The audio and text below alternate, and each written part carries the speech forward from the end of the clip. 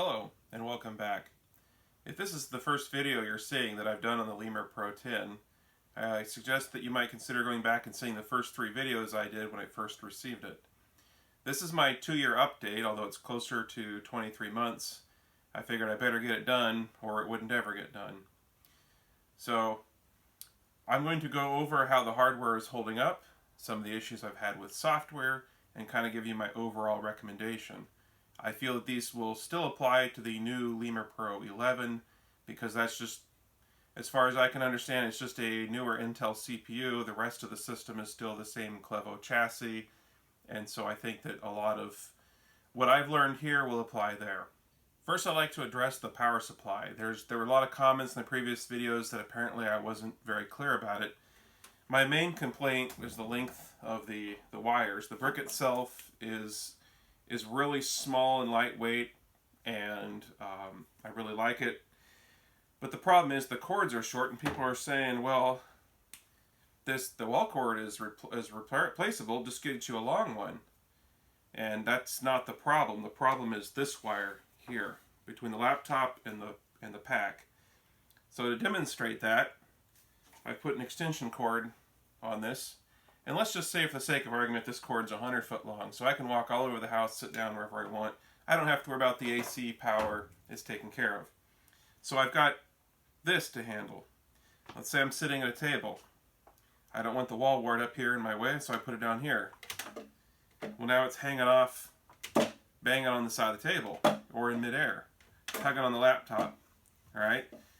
When I move the laptop, I feel it pulling on the left side of the laptop because it's hanging off the side of the table. So now I'm forced to find a space up here somewhere to put it. It's in my way. I got to try to dress the cable. And if I happen to bump it, that heavy AC cord pulling off the end of it pulls it down. Okay? So that's the point I was trying to make. I don't want to belabor it too much. It's just that, you know, a couple of extra feet of wire would have made that a very usable charger, and instead it's been sitting in my cabinet for 2 years, completely unused, because I consider it to be unusable due to a poor design. I don't know why. It's not for saving money. I don't know. So, you be the judge. Not too long after my previous reviews, I started to have some problems with screen quality that in the middle of the screen there was a bright spot, and it was not too noticeable at first, but it got a little bit brighter over time, and I don't know exactly how to explain it other than to say it's like a backlight bleed.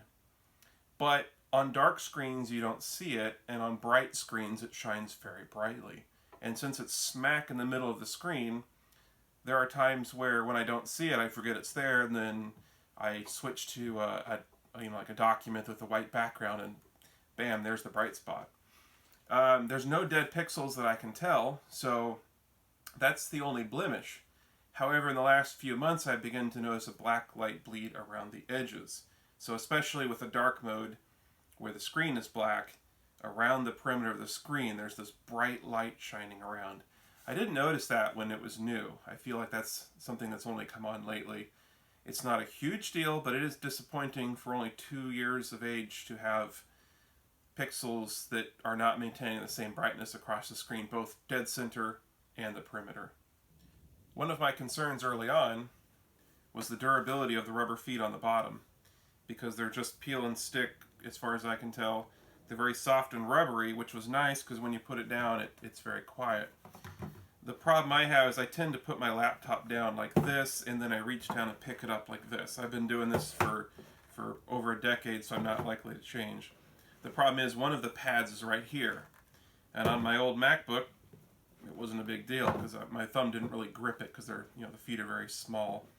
But on this one I kept grabbing it and tearing on it, and within, I would say, 18 months or so, that had been completely removed. The other 3 pads are still doing quite well, although the front one here is kind of worn down a bit because it does take most of the brunt of the force now that I've only got 3 feet.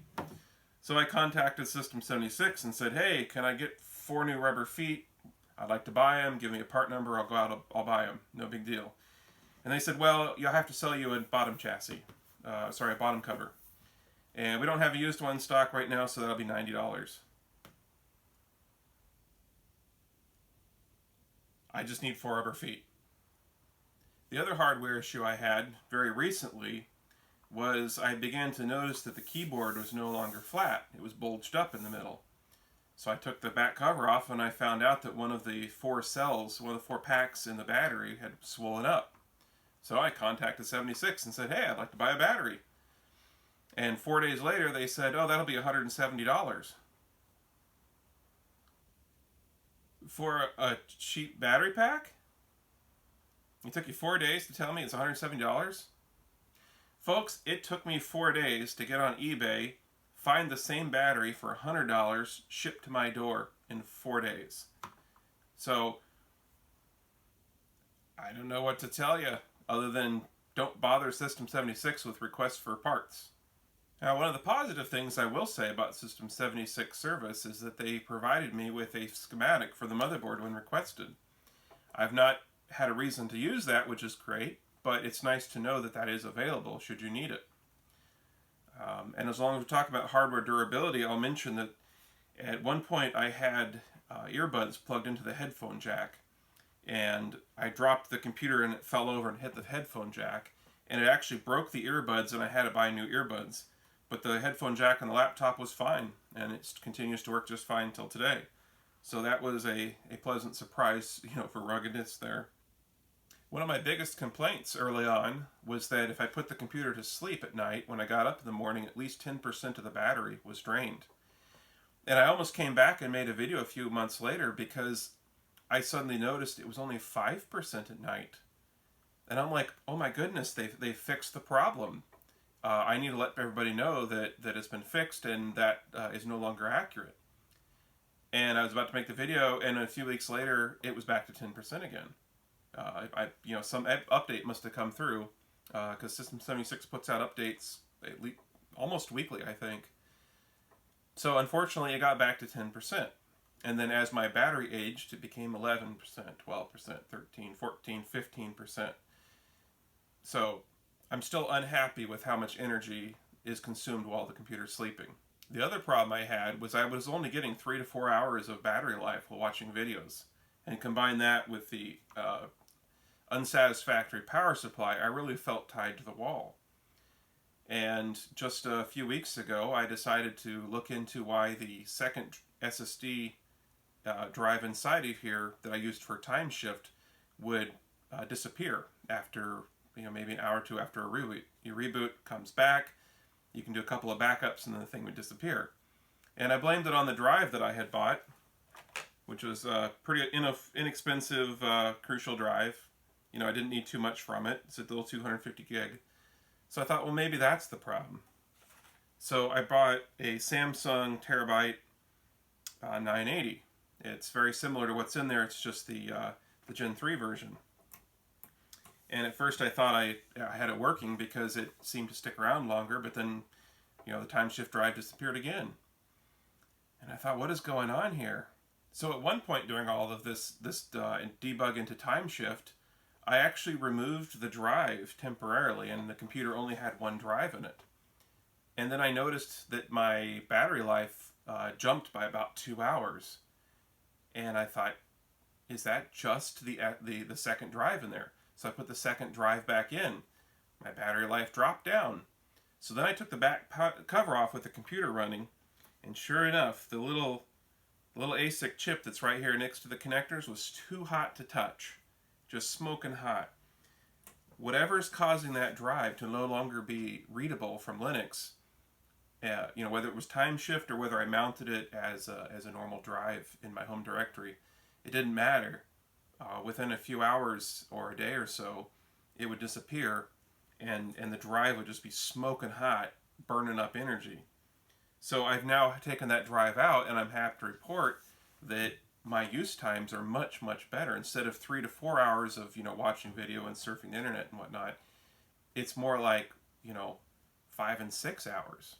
And if I'm not doing a lot of video watching, then I feel free to have it out here just all day Saturday with me when I'm working on projects, with PDFs pulled up of what I'm working on, and not have to worry about what the battery is. So I've been really happy to have found that, but unfortunately that means I've only got one working drive slot in this laptop, and I don't know who's to blame for that. Is that a hardware problem, a driver problem, a Linux problem? Don't know. So the last thing I want to mention on the hardware quality is just the wear and tear. We already talked a little bit about the rubber feet and the headphone jack taking abuse.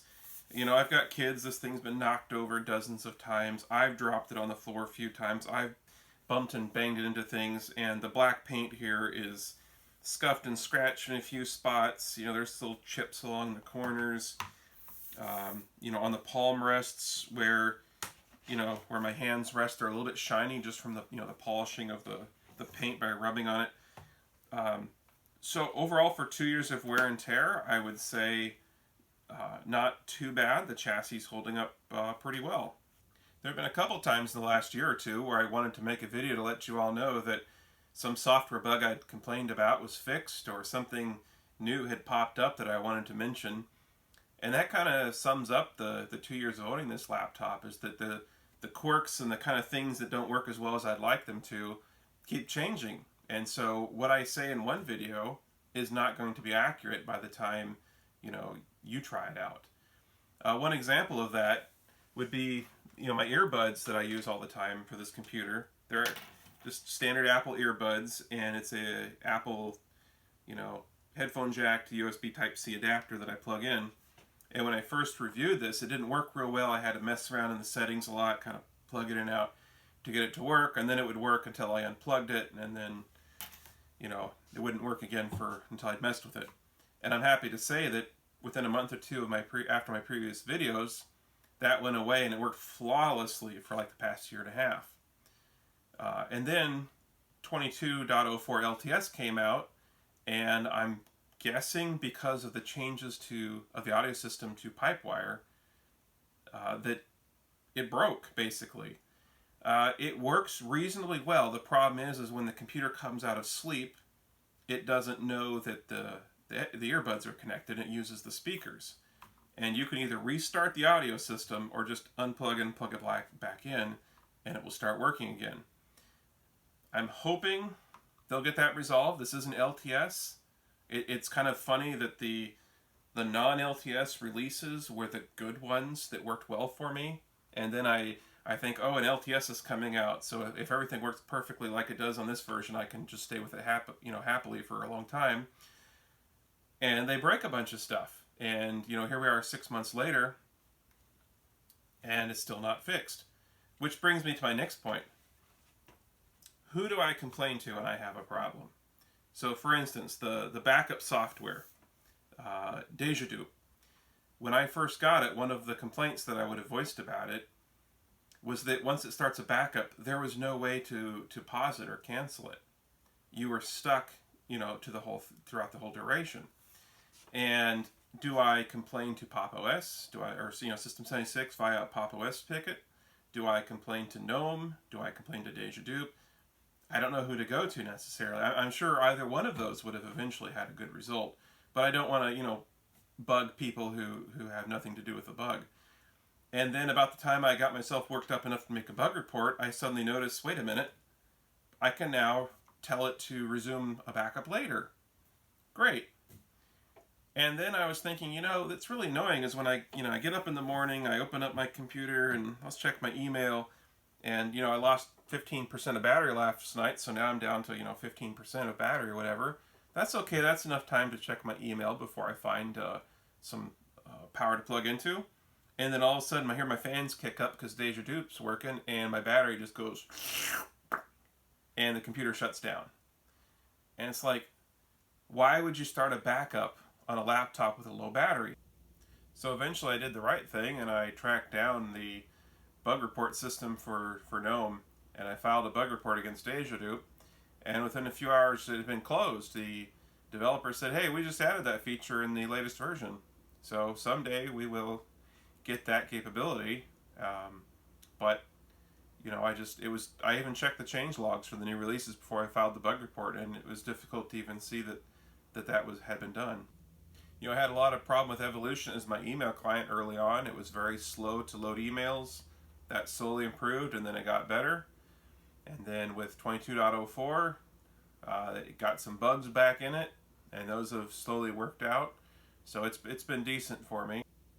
One of the default applications I just couldn't work with was files. It's actually Nautilus, and I've since switched over to using Nemo. And it's not real obvious how to make that the default file manager. You actually have to run some command line commands to make that happen.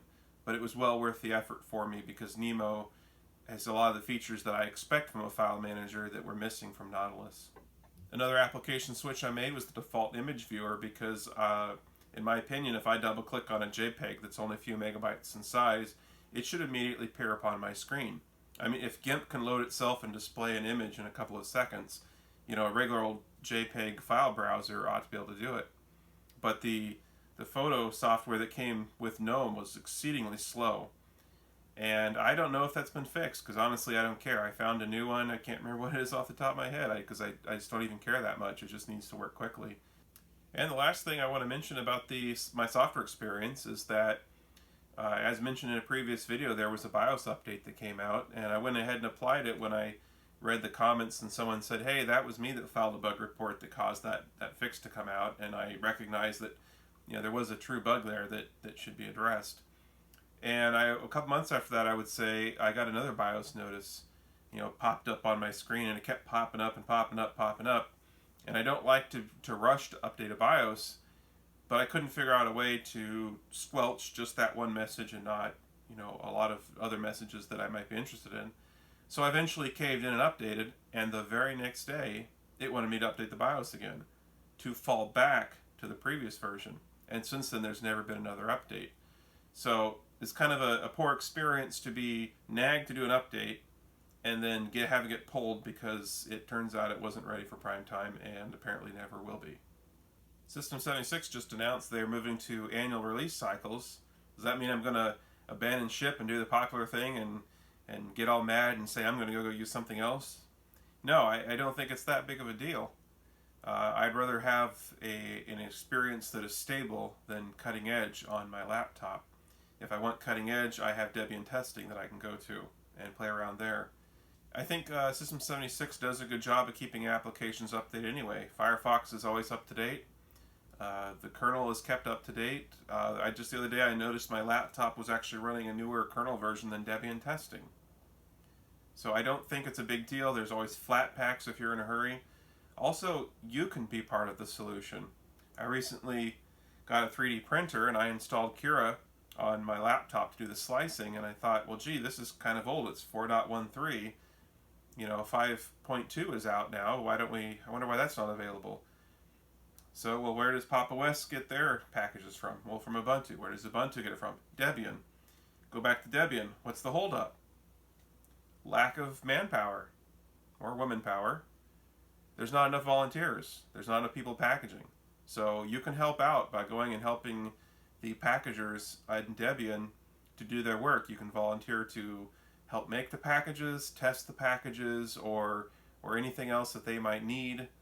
You know, there might be some dependencies that they're waiting on, and you can go back and help out.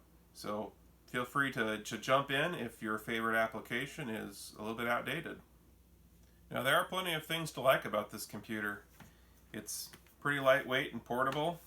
When I had the battery taken out because it was dead on me, it was amazing how light this is. I mean, at least a third to a half of the weight is in that battery.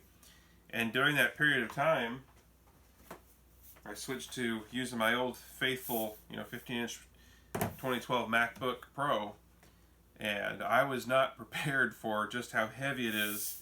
You know, it's been 2 years since I really, used it frequently as a daily driver. And it's just so heavy, and it's kind of slippery in the hands. Everything's rounded, so it's trying to fall out of your hands and fall on the floor. And also the chassis is a lot colder to the touch. It doesn't warm up. Whereas for some reason, this one's never cold. I don't know why that is. It's as if it's the paint or the material that they're made out of. But I've really enjoyed the lightweight portability, even if I do miss the real estate and the high resolution screen. I've been really pleased with the CPU. It's been plenty powerful for me. For what I do, it's more than enough. When I buy a computer, I like to buy a little bit more than what I actually need at that time, because I want it to last 5 or 6 years. I don't trade in every few years. So what I buy on a new computer, it needs to be good enough to run things in 5 and 6 years from now without a problem. And I think that's gonna hold true for this CPU. System76 support has been great. They've always responded to tickets within a day or so, business day, and they've always offered a solution, even if I decided not to go with it and to find one of my own. I really enjoyed how well the hardware supported. I've not had to do tweaks, like in the past where I was trying to make a Dell laptop run on Ubuntu. So it's been nice to just have everything work out of the box and not have to worry about it. I also do like what System76 is doing with Pop! OS and the changes they're making to the desktop. I'm not a big tiling user, but the other changes that they've made I really appreciate. I'm able to customize the desktop in the way that I like it. If I was running a regular vanilla Ubuntu, I think I'd have to install a lot of plugins to be able to get that customization the way I want. And I've never found Gnome plugins to work well. It seems like all they do is break. And it's really weird to use my web browser to install a plugin. So I'm not a big fan of that, but I am a fan of the direction System76 is taking, and I look forward to seeing what they come up with next. Would I recommend the Lemur Pro 10 or the new 11? Yes and no. System76 is an excellent company. I think they have a bright future, but I'm not really pleased with the Clevo chassis, and I think that's holding them back. A lot of my issues with this laptop have been from the poor quality of the computer and not something that System76 can directly control. So I look forward to a day when if 76 makes their own hardware where they can directly support it and they can provide replacement parts and components directly from their own inventory as opposed to depending upon Clevo's supply chain. So for me, I would say no, I'm not going to buy another Clevo-based System76 laptop because I feel like it's not a good deal for my money. I want a laptop to last 5 or 6 years, so when I plunk down the money, I expect to get that kind of lifespan, and I don't think that the Clevo laptops have got it in them. So if you go with the base model and you expect to get a couple years and then you're going to, sell it and grab something else new and shiny, I think it might work for you. But for the way I like to hang on to my laptops, I have my doubts that based upon the wear and tear this is seen in 2 years, that it's going to be something that I enjoy picking up, 3 years from now. So I hope you've enjoyed watching my update. I don't plan to do another one because I expect to just be more of what I've already reported on. If I do an update, it will be with a System76 laptop that is not a Clevo model. I don't know if or when that might happen, but here's hoping.